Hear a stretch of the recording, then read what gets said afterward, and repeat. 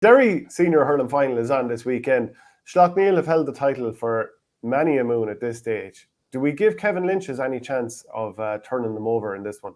Yeah, no, I have to admit, I haven't been following it unbelievably closely, but Kevin Lynchers are back in the final, having got there last year. I think Big Jeffrey McGonigal was over them last year, not involved in this year to the best of my knowledge, but Slaughtneil gave them a fair trimming in last year's final.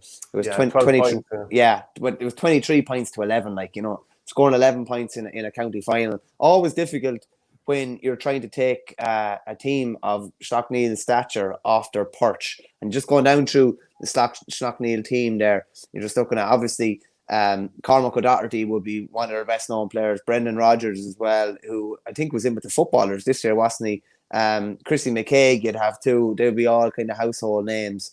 They're going to be very, very hard beaten. And there's no point in saying any different. Slaughtneil, I'm sure, are looking beyond Derry, because that's just the nature of it. When you become a dominant force, no more than Ballygunner in Waterford, you start looking outside of your county, and they would have been eyeing from a while out the Antrim champions whenever they meet them in Ulster.